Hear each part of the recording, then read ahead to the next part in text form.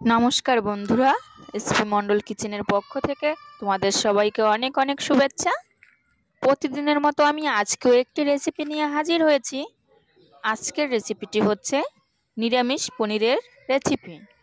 তো এই রেসিপিটা দেখার জন্য কিন্তু প্রথম থেকে শেষ পর্যন্ত অবশ্যই আমার সাথে থাকবে। আর এই পনিরটা যে নিরামিষভাবে রান্না করব, এটি খেতে না ভীষণ ভালো লাগে। তো এটি দেখার জন্য কিন্তু অবশ্যই আমার সাথে থাকবে। তো প্রথমেই কিন্তু পনিরটা কেটে নিতে হবে। তো এখানে প্রায় 400 গ্রাম পনির নিয়ে নিয়েছি। এবারে পনিরটা আমি কেটে নিচ্ছি। তো পনিরের দেখো মাঝখান থেকে কেটে নিচ্ছি। এটা কিন্তু একটু মোটা মোটা করেই কাটতে হবে। আর কাটার সময় কিন্তু একটু ধীরে ধীরে কাটতে হবে, যাতে কোনো রকম ভাবে ভেঙে না যায়। যেহেতু পনিরটা কিন্তু একটু নরমই থাকে, তো এই জন্যই ধীরে ধীরে কাটতে হবে। তো আমি দেখো একটা পনির থেকে 2 টুকরো করে নিয়েছি। এবারে এই পনিরটা আবার 3 ভাগ করে নেব লম্বালম্বি ভাবে। তো আমি 3 ভাগ করে নিচ্ছি, আর সমভাবেই কিন্তু করে নিতে হবে। আর কাটার সময় কিন্তু অবশ্যই ধীরে ধীরে কাটবে, আমি আবারও বলছি। তো দেখো 3 টুকরো কিন্তু করে নিয়েছি লম্বালম্বি ভাবে। এবারে কিন্তু আবার 4 টুকরো করে নেব আড়াআড়ি ভাবে। একটা পনির থেকে 4 ভাগ হবে। তো এই 3টি লম্বা পনিরের আকৃতি থেকে 12টি পনির হবে, মানে 12 পিস পনির হবে। তো দেখো এখানে কিন্তু 12 পিস পনির হয়ে গেছে। আর এই পনিরটাও আমি যেভাবে ঠিক কেটে নিয়েছি, বাকি যে পনিরটা আছে ওই পনিরটা কিন্তু ঠিক একইভাবে কেটে নিতে হবে। সব পনিরগুলো দেখো কাটা হয়ে গেছে, আর সমভাবেই কিন্তু কেটে নিয়েছি। আর এবারে কিন্তু একটা বাটা মশলা করে নিতে হবে। এজন্য নিয়ে নিয়েছি শিলনোড়া, তোমরা চাইলে কিন্তু মিক্সচারেও করে নিতে পারো। তো এখানে আমি প্রথমেই দিয়ে দিচ্ছি হাফ বাটি চারমগজ, দিয়ে দিচ্ছি হাফ বাটি কাজু বাদাম, আর দিয়ে দিচ্ছি কাঁচা লঙ্কা। এখানে 7 থেকে 8টা কাঁচা লঙ্কা আমি এখানে দিয়ে দিচ্ছি। তো তোমরা চাইলে কিন্তু ঝালটা তোমাদের প্রয়োজন মতো ব্যবহার করতে পারো, কম বা বেশি। এবারে কিন্তু এটা বেটে নিতে হবে, আর এটা বাটার জন্য আমি কিন্তু সামান্য একটু জল দিয়ে দেব। আর জলটা দিয়ে বাটতে একটু সুবিধা হবে, তো বেটে নিচ্ছি। তোমরা যদি মিক্সচারে করো তাহলে কিন্তু এটা আগে থেকে ভিজিয়ে রাখতে পারো প্রায় 15 মিনিট আগে, তাহলে কিন্তু কাজু এবং চারমগজগুলো নরম হয়ে যাবে, বাটতে খুব সুবিধা হবে। তো দেখো এই মশলাগুলো কিন্তু বাটা হয়ে গেছে। আর বাটা হয়ে গেলে কিন্তু তুলে নিতে হবে। তো দেখো আমি মশলাগুলো কিন্তু আস্তে আস্তে তুলে নিচ্ছি। এখানে একটা ছোট বাটি নিয়ে নিয়েছি। এবারে এই বাটিটাই তুলে নিতে হবে। তো তুলে নিচ্ছি। আর মশলাটা কিন্তু একটু মিহি করেই বাটতে হবে। দেখো আমি কিন্তু মিহি করে বেটে নিয়েছি। তো বাটিটা দেখো তুলে নিয়েছি। আর এবারে যেতে হবে পরবর্তী পর্যায়ে। এবারে দেখো পনিরগুলো কিন্তু ভেজে নিতে হবে।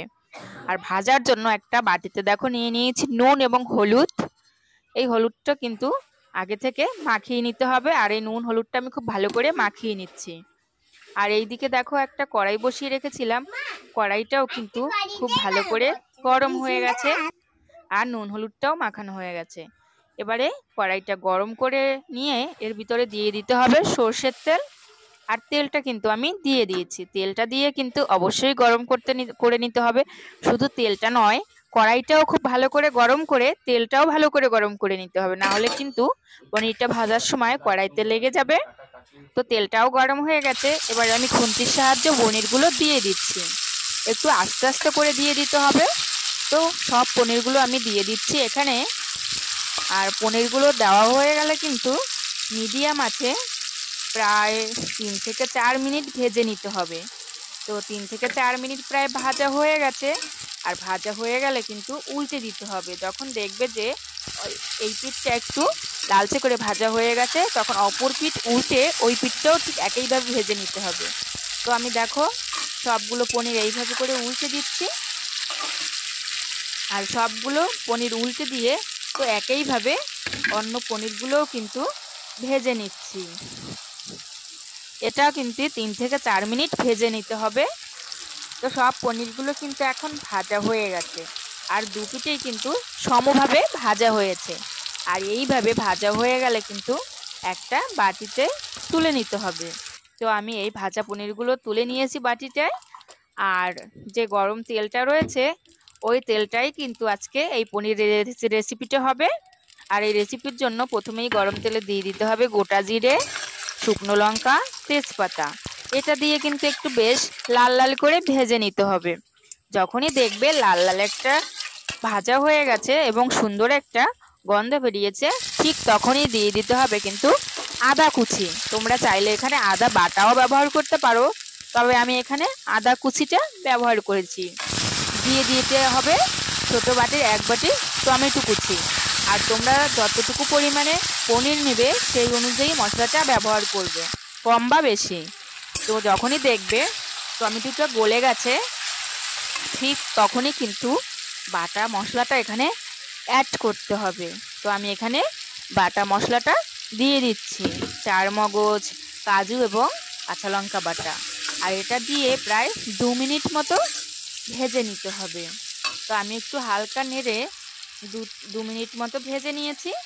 এবারে দিয়ে দিতে হবে কিছু ড্রাই মশলা, যেমন এখানে রয়েছে স্বাদ মতো নুন, ধনে গুঁড়ো, জিরে গুঁড়ো, হলুদ গুঁড়ো এবং রয়েছে ঝাল লঙ্কার গুঁড়ো। এটা আমি দিয়ে দিয়েছি। এবারে আবার 1 থেকে 2 মিনিট একটু নেড়ে নিতে হবে।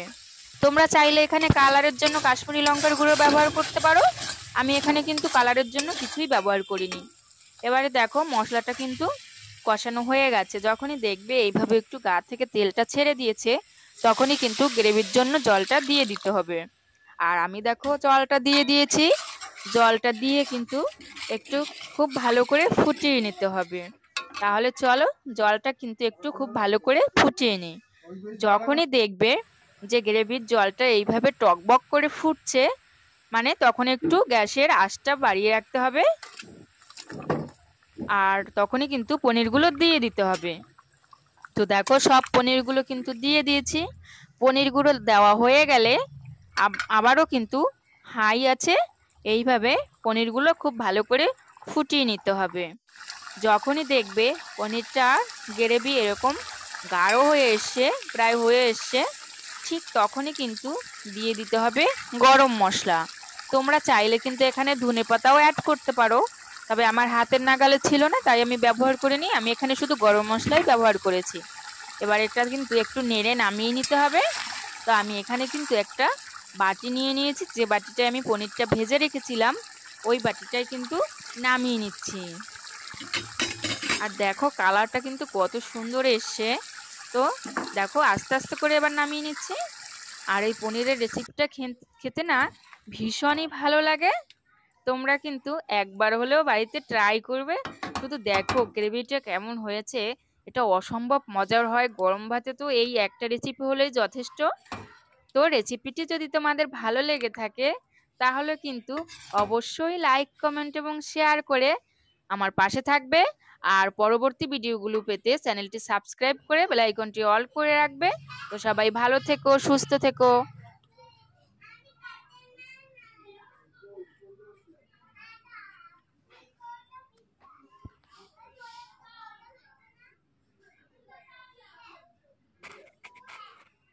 কোথায় সুস্থ থেকে এখনো তো কোথায় বাকি রয়েছে, তোকে দেখোনি নাকি কোন জায়গায় সুস্থ থেকে বলেছে।